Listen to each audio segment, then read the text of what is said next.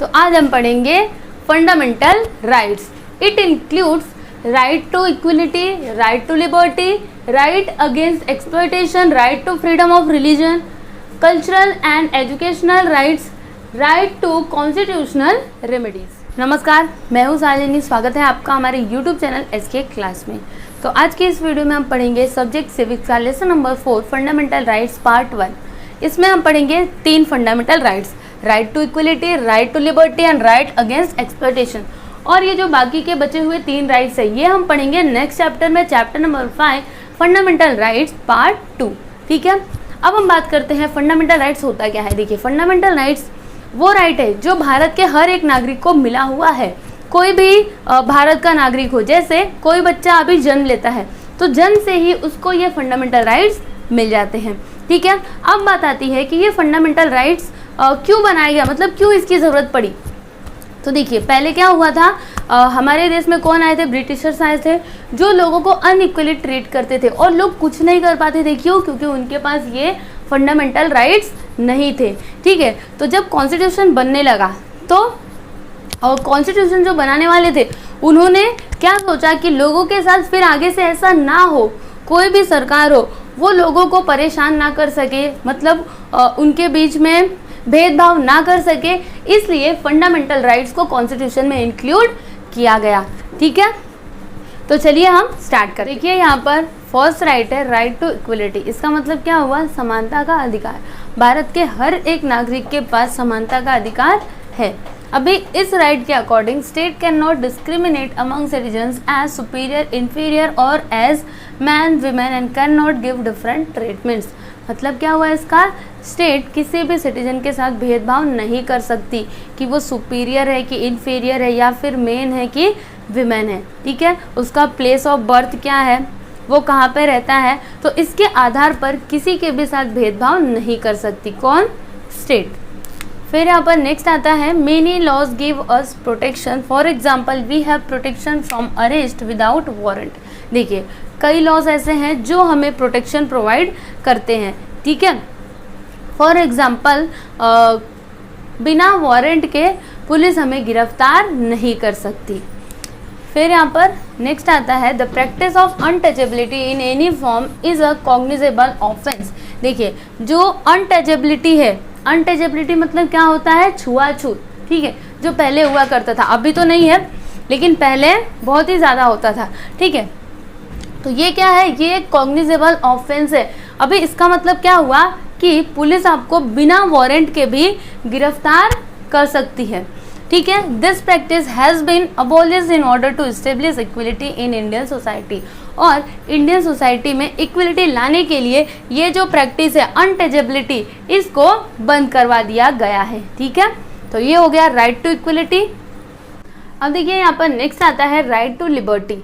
तो लिबर्टी का मतलब क्या होता है, फ्रीडम। ठीक है, अभी देखिए इसमें फर्स्ट क्या है, freedom of speech and expression. देखिए, आपको बोलने का पूरा अधिकार है, मतलब अगर कहीं पे कुछ गलत हो रहा है तो आप उसके बारे में गलत बोल सकते हो, अगर वहाँ पे सही हो रहा है तो आप सही बोल सकते हो। आपके ऊपर कोई भी रिस्ट्रिक्शन नहीं लगा सकता कि आपको नहीं बोलना है। लेकिन जब भी आप बोलते हो तब आपको एक दायरे में रह करके बोलना है।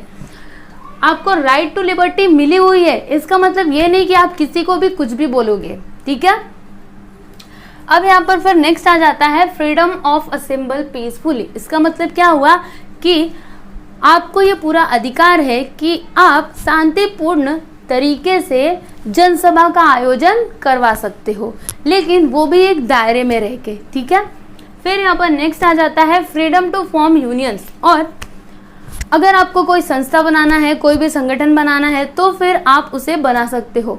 ठीक है, ये आपको राइट मिला हुआ है। फिर यहाँ पर नेक्स्ट आ जाता है freedom to move freely throughout the territory of India. देखिए, हमें ये पूरा अधिकार है कि हम इंडिया के किसी भी कोने में आ जा सकते हैं। मतलब अगर हमें जैसे हम मुंबई में हैं, अगर हमें मुंबई से उत्तर प्रदेश जाना है तो हम जा सकते हैं, वहाँ से हमें कन्याकुमारी जाना है, कश्मीर जाना है तो हम जा सकते हैं, हमें कोई भी रोक टोक नहीं सकता। फिर यहाँ पर नेक्स्ट आ जाता है freedom to reside and settle in any part of the territory of India.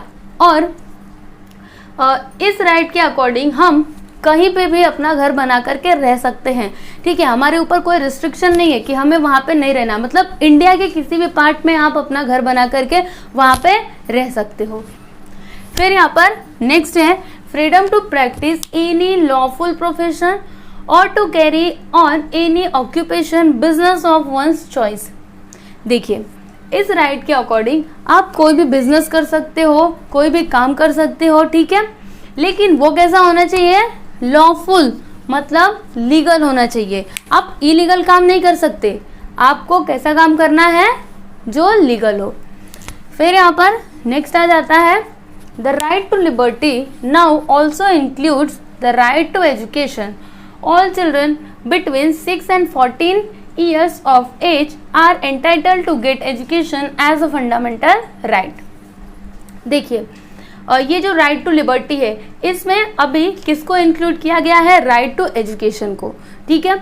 और सभी बच्चे जिनका एज 6 to 14 ईयर्स है, उनके पास राइट टू एजुकेशन ये फंडामेंटल राइट है, मतलब उनको पढ़ने का पूरा अधिकार है, और ये अधिकार उनसे कोई भी छीन नहीं सकता, चाहे वो स्टेट ही क्यों ना हो, वो हमारे इन फंडामेंटल राइट्स को छीन नहीं सकती, ठीक है।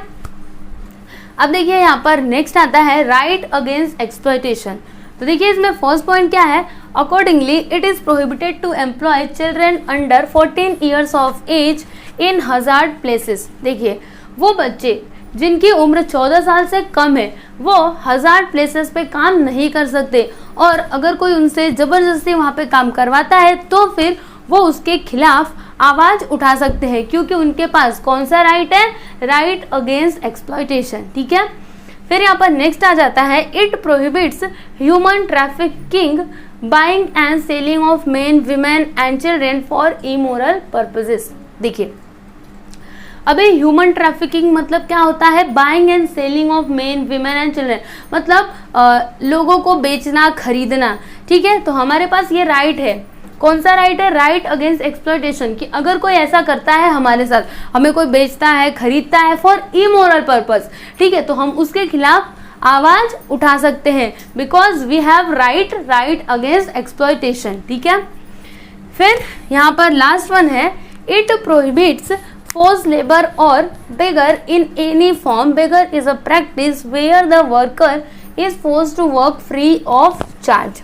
अब देखिए, इसमें क्या है कि अगर कोई आपसे जबरदस्ती काम करवाता है, जैसे कोई गरीब है, ठीक है, तो उसको जबरदस्ती काम करवाते हैं कि तुम फ्री में काम करो, तो वो जो आदमी है जिससे वो काम करवाया जा रहा है, वो उसके खिलाफ आवाज उठा सकता है, क्योंकि ये फंडामेंटल राइट्स मैंने आपको स्टार्टिंग में ही बोला था, ये भारत के हर एक नागरिक के पास है, चाहे वो अमीर है, गरीब है, छोटा है, बड़ा है, या फिर चाहे वो कोई भी है, किसी भी कास्ट का है, किसी भी रिलीजन का है, इससे कोई फर्क नहीं पड़ता। अगर वो भारत का नागरिक है तो उसके पास ये फंडामेंटल राइट्स हैं, ठीक है बच्चों।